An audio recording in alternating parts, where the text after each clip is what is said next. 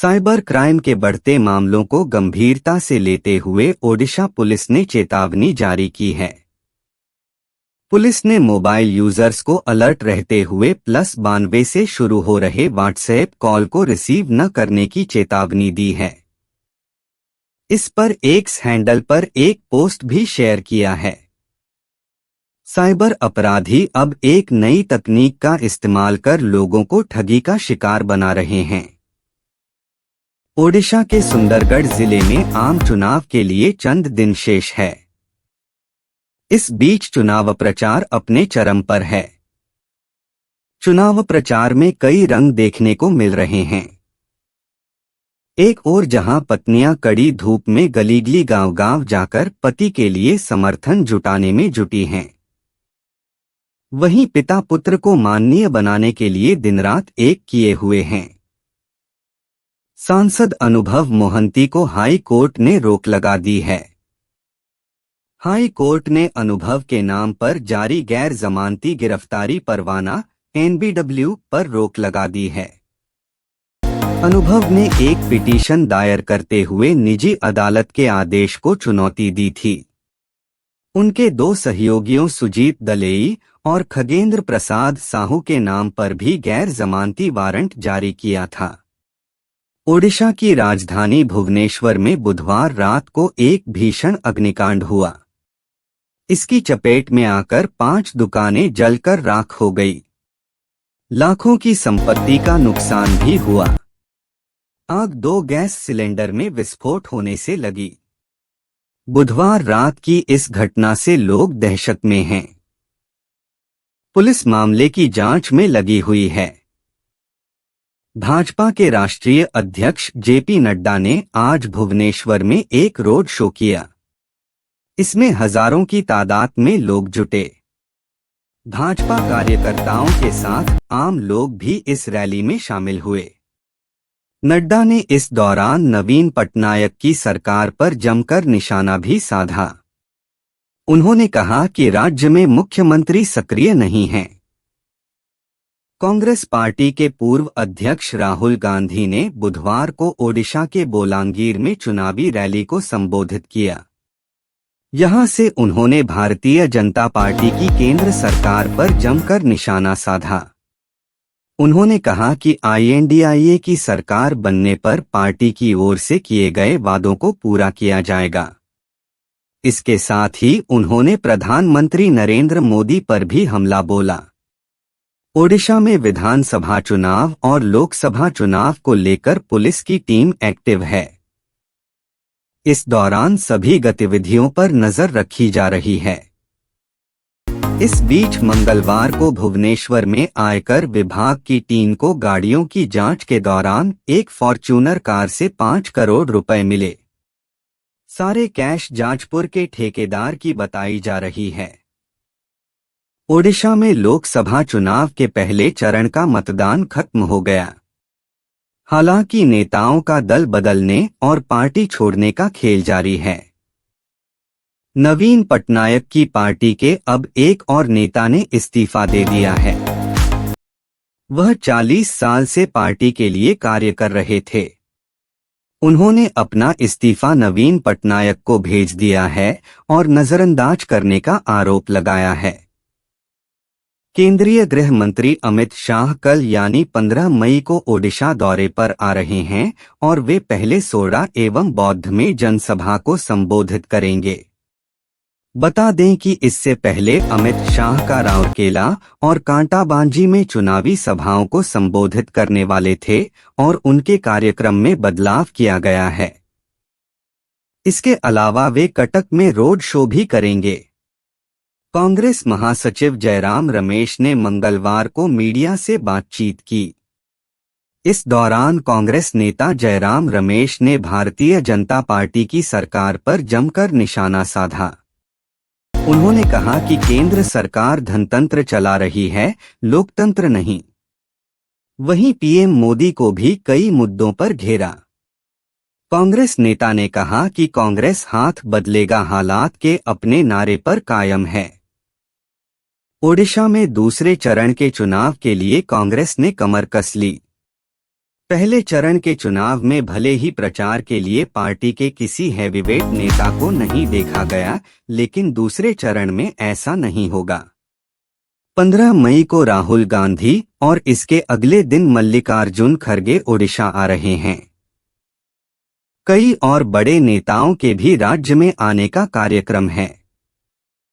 JDS के संरक्षक और पूर्व प्रधानमंत्री एचडी देवेगौड़ा इस वर्ष अपना जन्मदिन नहीं मनाएंगे। उन्होंने गुरुवार को कहा कि पोते और हासन से सांसद प्रज्वल रेवन्ना यौन शोषण के कई आरोपों के तहत जांच का सामना कर रहे हैं, जिसके कारण उन्होंने यह निर्णय लिया है। जेडीएस सूत्रों ने बताया कि परिवार की मुश्किल स्थिति के कारण पूर्व पीएम ने अपना जन्मदिन नहीं मनाने का फैसला किया है। एस जयशंकर ऑन पीओ के अमित शाह और राजनाथ सिंह के बाद अब विदेश मंत्री एस जयशंकर का पीओके को लेकर बयान सामने आया है। जयशंकर ने कहा कि पाकिस्तान के कब्जे वाला कश्मीर पीओके भारत का अभिन्न हिस्सा है और वो अंततः भारत में ही वापस आएगा।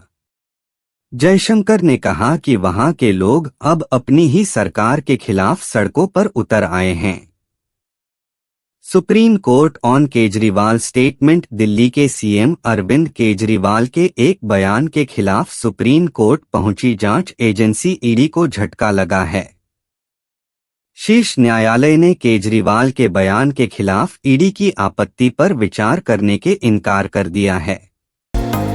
केजरीवाल ने कहा कि अगर लोग मेरी पार्टी को वोट देंगे तो वो फिर जेल नहीं जाएंगे।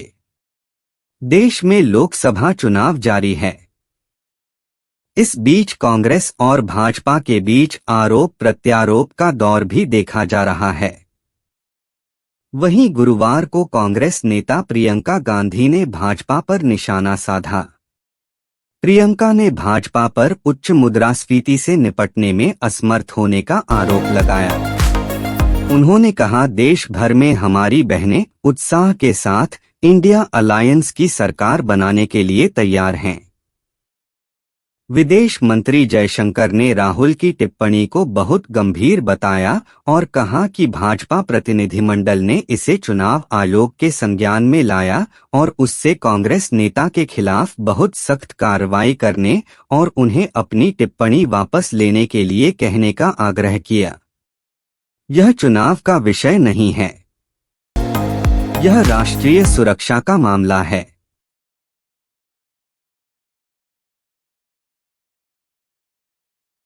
बुधवार को एक्स पर किए गए पोस्ट में सीतारमण ने कहा कि कांग्रेस के नेतृत्व वाले यूपीए काल में भारतीय अर्थव्यवस्था से जुड़े लगभग सभी क्षेत्रों की अनदेखी की गई या इनका प्रबंधन ठीक से नहीं किया गया।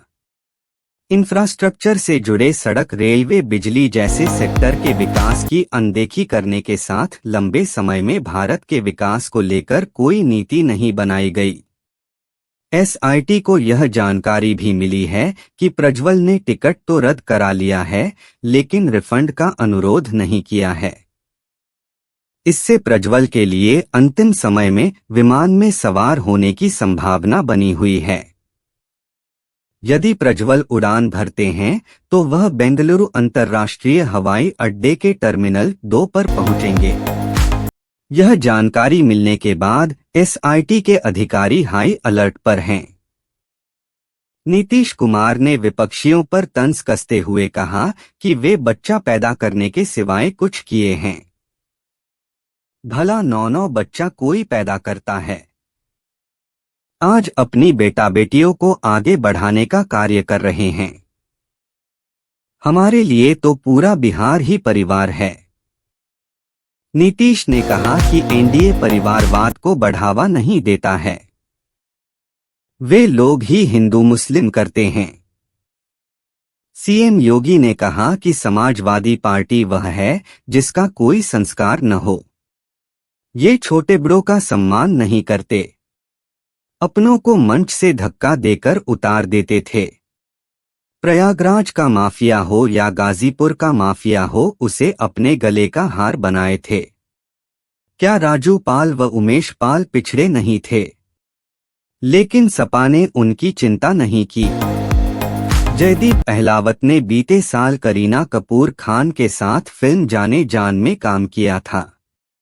दर्शकों को करीना और जयदीप का किरदार खूब पसंद आया था।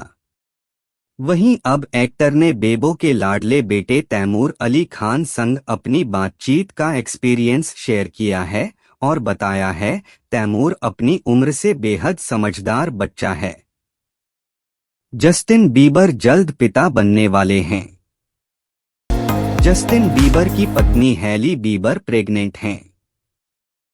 कपल ने कुछ वक्त पहले ही अपने पहले बच्चे के आने की गुड न्यूज शेयर की थी। हैली बीबर ने इस बीच अब अपनी प्रेगनेंसी क्रेविंग्स को लेकर एक मजेदार पोस्ट शेयर किया है, जो सोशल मीडिया पर से वायरल हो रहा है। फिल्म एक्टर से मसीहा बने सोनू सूद ने अब तक कई लोगों की जान बचाई है। उनकी लिस्ट में एक और बच्चे का नाम शामिल हो गया है। अभिनेता ने एक 22 महीने के बच्चे की जान बचाई है।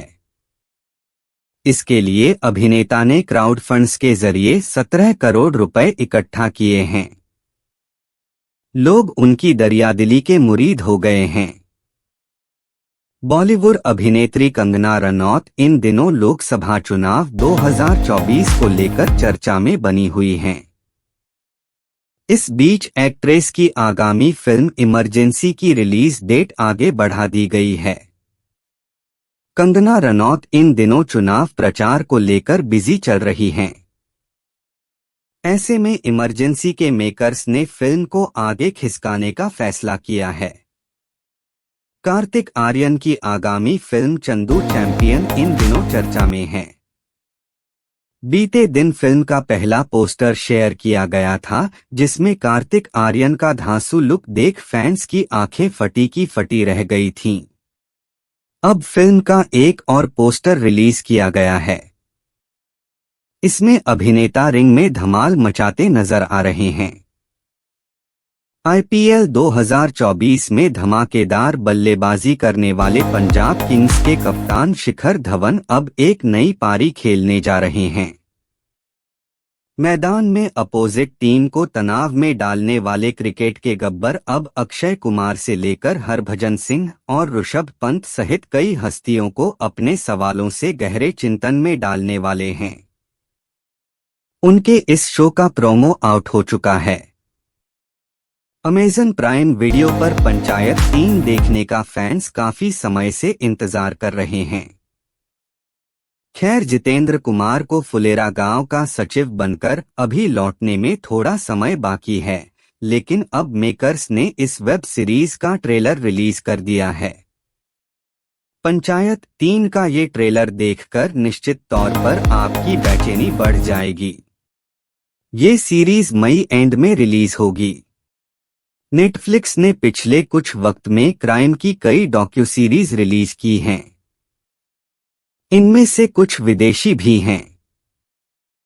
ऐसी ही एक डॉक्यू सीरीज बुधवार को स्ट्रीम हुई है, जो 2015 के कुख्यात एशले मेडिसन डेटा लीक के स्कैंडल पर बनी है। इस डॉक्यू सीरीज में विक्टिम्स से बात की गई है, जिनकी निजी जानकारियां ऑनलाइन हैकर्स ने लीक कर दी थीं। हार्दिक पांड्या ताजा जारी हुई आईसीसी ऑलराउंडरों की रैंकिंग में 185 अंकों के साथ ऑस्ट्रेलिया के मार्कस स्टोइनिस के बाद 7वें स्थान पर हैं। हसरंगा 228 अंकों के साथ एक स्थान छलांग लगाकर शाकिब के साथ संयुक्त रूप से टॉप पर पहुंच गए हैं। बल्लेबाजों की रैंकिंग में भारत के सूर्यकुमार यादव 861 अंकों के साथ नंबर 1 पर बने हुए हैं। विराट कोहली ने बताया कि जब वो अंतर्राष्ट्रीय क्रिकेट को अलविदा कहेंगे तो उनका माइंडसेट कैसा रहेगा। टीम इंडिया के पूर्व कप्तान ने कहा कि वह अपने करियर का अंत यह सोचकर नहीं करना चाहते हैं कि उन्हें लगे कि कुछ अधूरा रह गया, या मैं ये सोचूं कि काश उस मैच में मैं ऐसे परफॉर्म करता।